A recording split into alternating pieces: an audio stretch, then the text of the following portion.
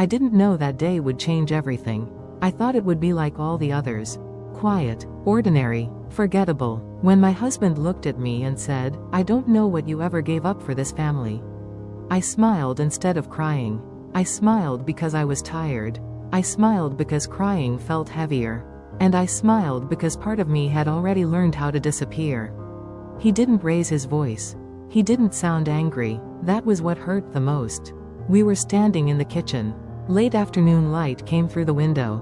The house smelled like warm food and old memories. He said it like he was stating a simple fact. Like he had thought about it for a long time. Like my whole life could be summed up in one empty sentence.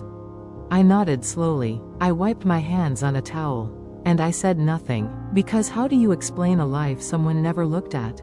I had given him my youth, my energy, my quiet dreams. I had given our children my days and nights, my patience, my strength when I had none left.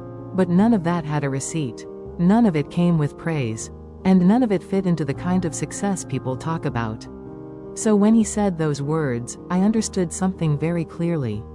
He didn't forget my sacrifices. He never counted them. That night, I lay awake beside him, listening to his breathing, listening to the silence between us. I wondered when love turned into numbers, when effort turned invisible, when I stopped being seen. I thought about all the times I chose us instead of me. All the times I told myself, this is what family means. And for the first time, I wondered what it meant for me. This is the story of that realization. The quiet kind, the kind that doesn't shout, the kind that arrives slowly and changes everything. I met my husband when I was young. Younger than I realize now. Back when life felt wide and forgiving. He was steady, serious. The kind of man people trusted right away. I liked that about him. It made me feel safe. We talked about the future early on.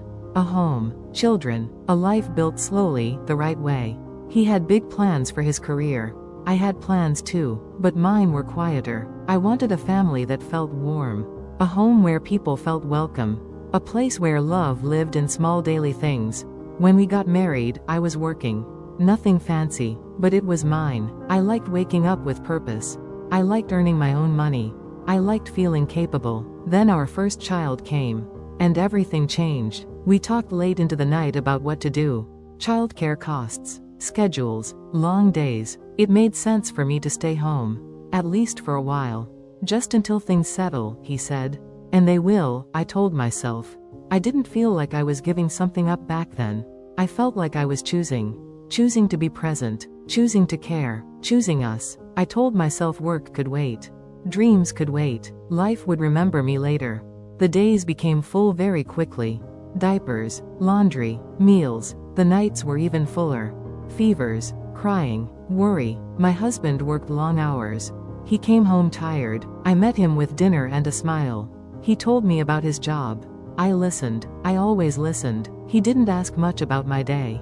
And I didn't mind. At least, I told myself I didn't. Then came the second child. Then the third. The house became louder, messier, alive. I learned how to stretch a budget.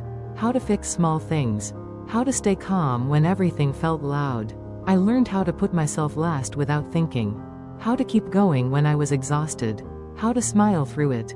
My husband's career grew. Promotions, new titles. People praised him. They admired him. At gatherings, they asked him questions. They shook his hand. They told him how impressive he was.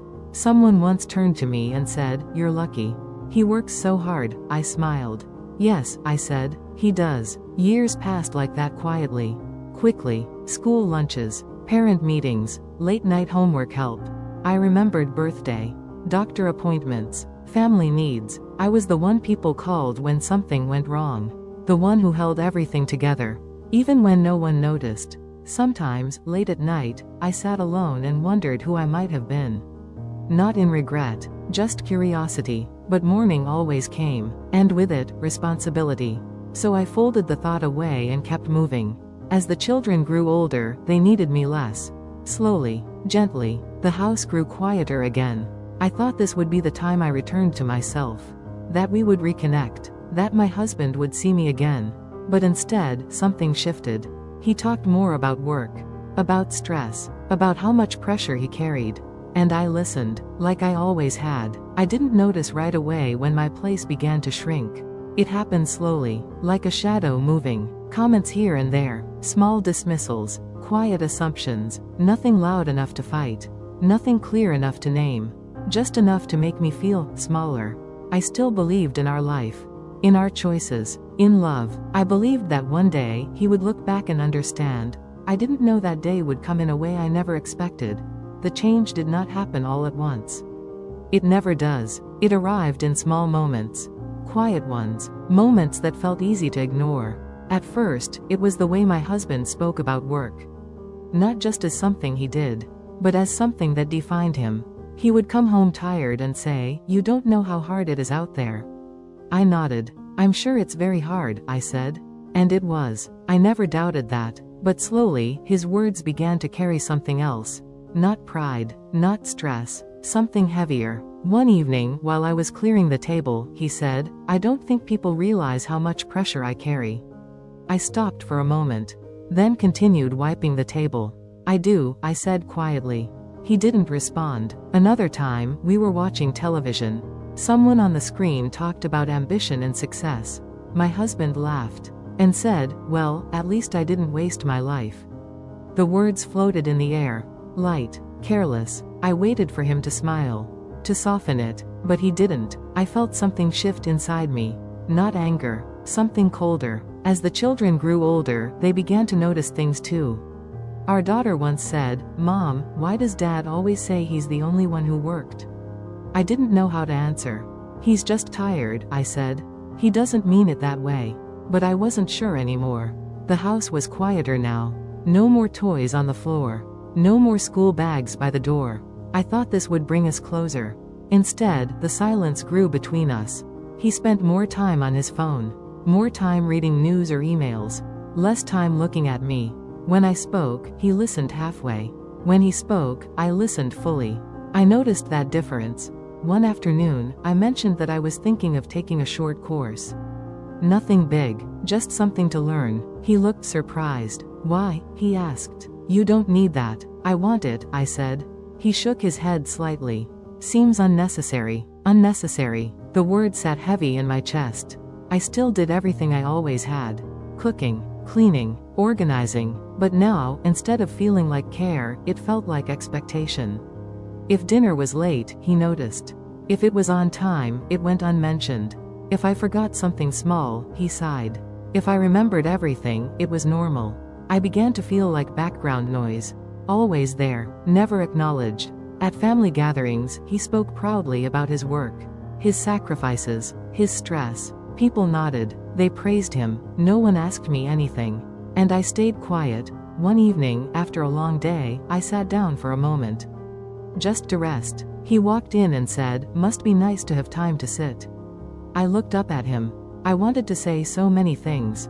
Instead, I smiled. "Yes," I said, "it is." But inside, something cracked. I started questioning myself. My choices, my worth. Had I really done nothing? Had my life been empty? Late at night, I thought about the job I left. The dreams I paused. I remembered telling myself, "This matters." But now, I wasn't sure anyone else believed that. The tension grew slowly, like a quiet pressure. He began speaking in comparisons. So-and-so's wife went back to work. She built something for herself. Each sentence felt like a mirror held up to me, and I didn't like what I saw reflected back. The breaking point didn't come with shouting. It came with calm certainty. One evening, we were alone in the kitchen again. The same place where so many quiet things happened. He said, "I don't know what you ever really gave up." I felt my hands go still. "I gave my time," I said softly. He shrugged. "That's not the same." In that moment, I realized something painful. He wasn't trying to hurt me. He truly believed it, and that made it worse. That was when I understood. This was no longer about misunderstanding, or stress, or tired words. This was about value, and he didn't see mine. The moment didn't arrive with anger. It arrived with stillness. We were standing in the kitchen again. That same quiet room where so much of my life had passed. The sun was going down. The light was soft, almost gentle. He said, "I don't know what you ever really gave up for this family." Not loudly, not cruelly. just honestly. I felt something inside me go very quiet. I didn't answer right away. I didn't know how. My hands rested on the counter. I looked at the floor. I thought about all the answers I could give, all the years I could explain. But suddenly, I felt tired of explaining. That night, I slept in silence. Not angry, not crying, just awake. I stared at the ceiling and listened to his breathing. So calm, so unaware. I realized something that night. He didn't forget my sacrifices. He never learned to see them. The next morning, life went on as usual. Coffee brewed, shoes by the door. He spoke about his plans for the day. Meetings, deadlines. I listened, as I always had, but something in me had shifted. I wasn't trying to be understood anymore. I was finally listening to myself. Later that afternoon, I opened a closet I rarely touched. Old boxes sat inside, dusty, quiet. I didn't know what I was looking for. I just needed to feel something solid. Inside the boxes were pieces of my life. Old notebooks, photos, letters. I found a notebook from years ago. My handwriting was younger, hopeful, pages filled with thoughts, ideas, plans I once had. I sat on the floor and read slowly. I cried then, not because of regret, but because I remembered who I was. That evening, something unexpected happened. My husband didn't come home on time. Hours passed, no call. Then the phone rang. It was a stranger's voice. Calm, professional. "There's been a small emergency," she said. "He's stable, but you should come." My heart dropped. The hospital smelled like clean air and worry. Machines beeped softly. People moved quietly. When I saw him lying there, he looked smaller, weaker. For the first time in years, he looked afraid. When he saw me, his eyes filled with relief. "I didn't know who else to call," he said. I took his hand. "I'm here," I replied. I stayed beside him through the night, watching the machines, listening to his breathing. Nurses came and went. Doctors asked questions. They spoke to me like I mattered, like I knew things. One nurse smiled and said, "You take very good care of him." Those words landed deep inside me. Around midnight, he woke up and looked at me. "How long have you been here?" he asked. "All evening," I said. He was quiet for a long time. Then he said something I will never forget. "I don't know how I would do this without you." The words were simple, but they opened something. For the first time, he wasn't talking about work or effort. He was talking about need. The next morning, the doctor explained what happened. Stress, exhaustion. My husband listened carefully. When the doctor left, he looked at me again. "You've been carrying a lot too, haven't you?" he asked. I nodded slowly. "Yes," I said, "I have." In that moment, something changed between us. Not fixed, not healed, but seen. Life had paused long enough for him to look. And for the first time in many years, he truly did. When we came home from the hospital, the house felt different. Not because anything had changed, but because we had the same couch, the same kitchen table, the same quiet walls, yet something unseen had shifted between us. My husband moved slower now, more carefully, like someone who had just learned that life could stop without warning. And I moved differently too. Not louder, not colder, just steadier. At first, we didn't talk much about what happened. We didn't need to. Healing doesn't always begin with words. Sometimes it begins with noticing. He noticed when I brought him water, when I reminded him to rest, when I checked his medicine without being asked. One afternoon, he said quietly, "You always know what I need." I looked at him and replied, "I always have." He nodded slowly, like the truth was finally landing. A few days later, we sat together on the porch. The air was soft, the kind that invites honesty. "I've been thinking," he said. I waited. "I talked a lot about what I gave," he continued. "But I never asked what you gave up." The words came slowly, carefully. "Phone." He said thank you, not loudly, not dramatically, just sincerely. And for the first time in years, I felt space to speak. One evening, I told him about the job I left behind. The dreams I paused, not with bitterness, just honesty. He listened, really listened. "I never asked you about that time," he said. "No," I replied. "You didn't." "I wish I had," he whispered. I started doing things for myself again. Simple things, morning walks, writing in a notebook, taking that small class one once mentioned. When I told him, he smiled and said, "That sounds good." no doubt, no dismissal. That mattered more than he knew. There were still awkward moments. Old habits don't disappear easily. Sometimes he forgot. Sometimes I hesitated. But now, we noticed those moments together. And we talked. Slowly, honestly. One night, as we cleared the table together, he said, "I thought being strong meant carrying everything alone." I paused. "And I thought loving meant never asking," I replied. We both smiled then. A soft smile. The kind that understands. The truth is, forgiveness did not arrive all at once.